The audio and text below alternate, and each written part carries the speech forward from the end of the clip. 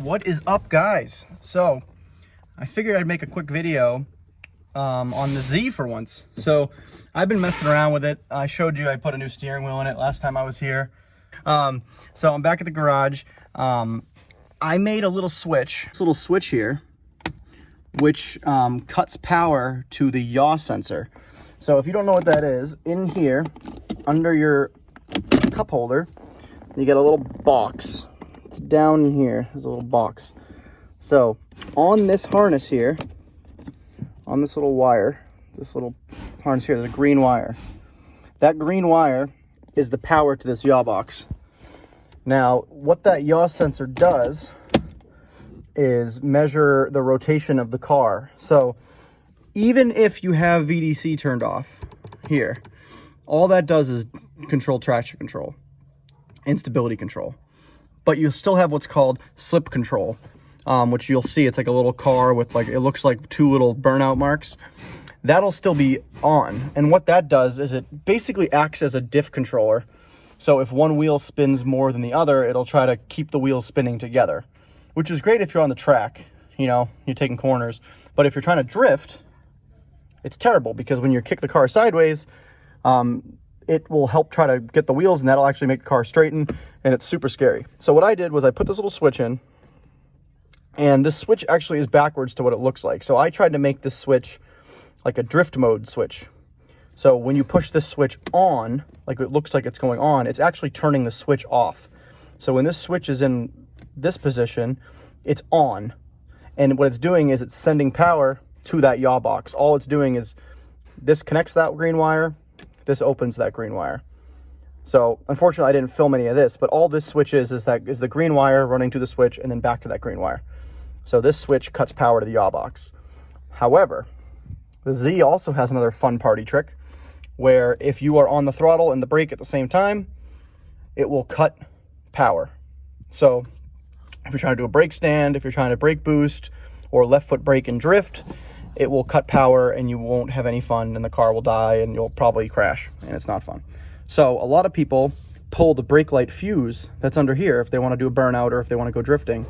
But what that does is then you don't have any brake lights. So if you're drifting, there's other people on track, you have no brake light, and I just, you know, and if you're trying to do, you know, do something stupid every once in a while, you can't do that. So there is a wire that runs from the ECU to the brake switch that tells the ECU when you're on the brake to cut the power. So I'm going to find that wire, put a relay on that wire, and run the power from that relay to the yaw box. So that way, when this switch is in this position, everything works as usual. The ECU will get brake signal, the yaw box will get power. When I push this switch up, drift mode on, this switch will cut off power to the yaw sensor, which will also cut power to that relay and trip the signal from the brake sensor to the ECU. So I'm going to show you guys how to set that all up, and ideally this switch will kill every nanny the car has, this little guy here, and then you can have a drift switch, a party switch, whatever you want to call it, in your 370Z. I noticed, like, doing research on this, there's like no consolidated information on this switch or any of these nannies. You got people thinking like, oh, you got to kill the ABS signal. You got people, oh, you got to kill this yaw sensor and then everything will work. The yaw sensor only kills slip and VDC, obviously, if you don't have the VDC button off. So that'll just default to killing everything that is a stability control, traction control nanny. But you still have the throttle cut, which is a safety feature. So if your electronic throttle were to get stuck or the wire cut, the car won't accelerate out of control. So ideally, you want to have that on a switch. I mean, in a perfect world, you want it on a switch in case for some reason your throttle were to get stuck. You could just kill that switch and the car would die when you push the throttle, or push the brake rather. But, you know, this just makes it so you don't have to cut power to your brake lights to do a burnout is the big thing, or to do any kind of drifting. And like I said, there's no information really on this. You got some people saying you cut this wire, some people saying you don't. So I'm going to put it all together in one little switch, show you guys how to do it. It's really easy, and hopefully this helps. Making my 370Z my new budget-friendly daily drift car because I got rid of the RX-7. So I'm gonna get into finding that wire, and I'll show you guys where it is when I find it. Is pull out the glove box. There's like a couple screws on top, and you can like pop the actual glove tray itself out, and then there's just a few more screws to get the whole piece of plastic out. Then you can undo a few clips and take the actual piece off, or you can just kind of leave it dangling, but I wanted a little more room. So under here, you got your ECU connectors. Take this connector that's the farthest one out from the firewall. There's a little pin right here. You push this up while pulling this clamp, and it releases the connector. You can just pull that out. I already undid these two hooks to get myself some more room, but you want to pull this clip out.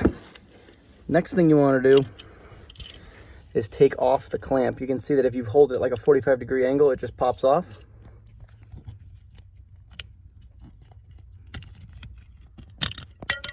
So you pop that off. Then you come over here, there's these little clips right where my thumb is. You open these out, and then this connector here, this top piece, slides off. Undo those two clips, and then this top piece just slides right off. Then that'll get you access to the back of the pin harness. Then you can trim away a little bit of this plastic. I just like to cut a slot in it. That'll give me some room to cut and splice into these wires, solder in. So I'm gonna do that now. And I'll point out actually which wire it is when I get this some more room.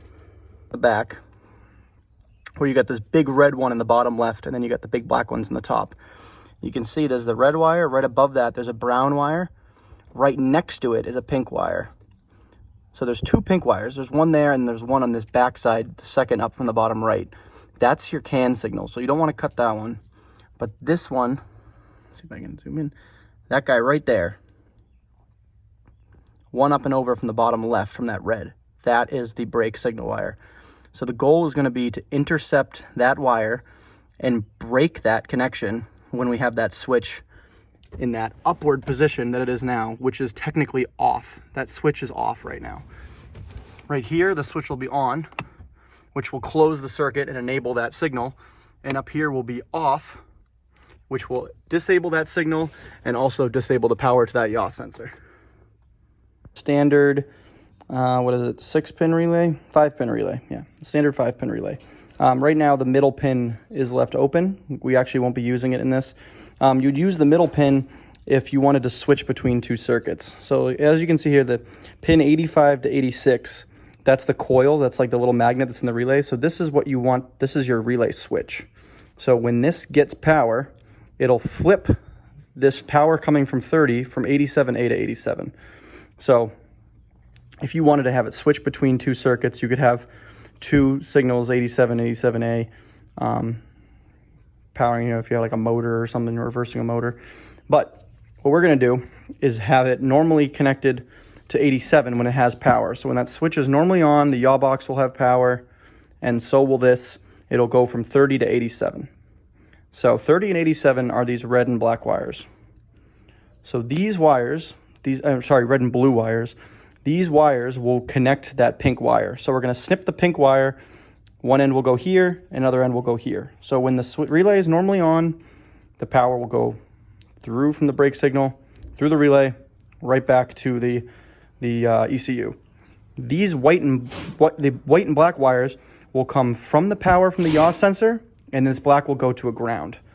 So that way, when the yaw sensor has normal power, this relay will be tripped, and then that signal will be connected.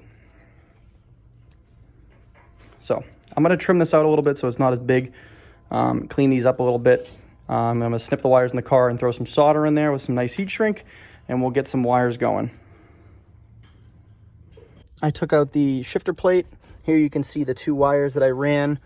So these just close that green wire circuit going to the yaw sensor. So you just snip that wire, run one end to the switch, and then the other end the other side of the switch.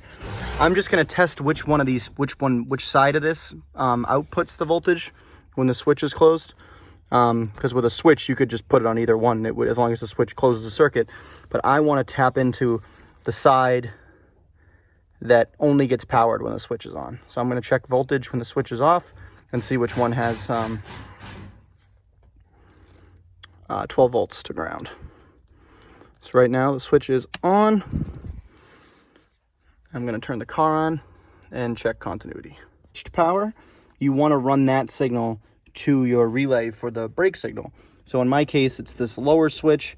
I tested that by turning the car on and flipping the switch to see which one it is. But in your case, you're probably going to be doing these at the same time. So basically just take the power coming from your yaw sensor, take the power going to your yaw sensor, put it to one terminal, and then the other terminal have power going split. One side goes to your yaw sensor and the other side is going to go to this relay.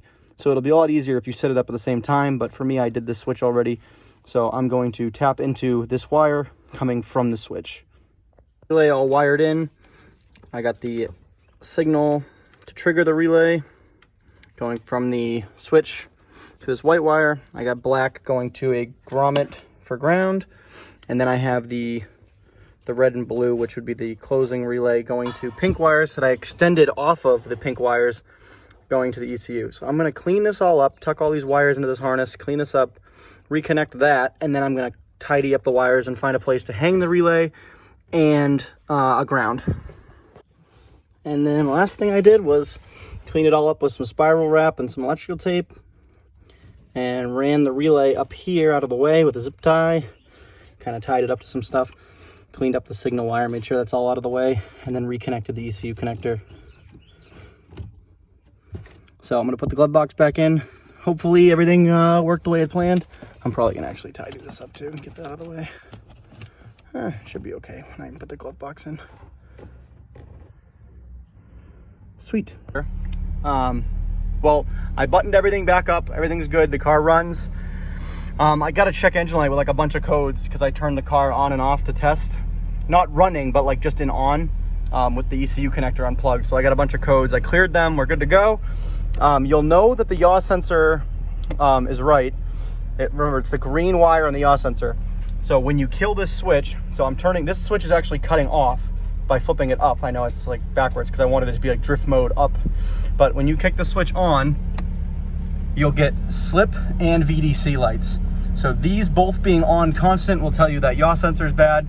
Not bad, it's disconnected. And then also because I pushed this up, it'll trigger that relay over there. Let's see. You can hear it clicking on and off. So that's perfect. That means that it's disconnecting the power for the brakes. This, even if you turn the switch off, these will stay illuminated until you cycle the power. I'm not sure if it actually stays disengaged until you cycle the power, but the lights are just on until you cycle the power. I haven't really tested that theory out. So that'll do it for this quick video. I know I couldn't find any info on this online, so I figured I'd share the knowledge. Granted, I haven't tested it yet, so we'll see. Hopefully on the way home I'll get a chance to test that that braking while throttling situation, and I'll put that clip in her. What's up, guys? So I never actually closed out the last video talking about that drift switch. It actually does work. It works perfectly fine. When the switch is activated, which is actually the off position for the switch, it kills both power to the yaw sensor and also the signal for the brake to the ECU.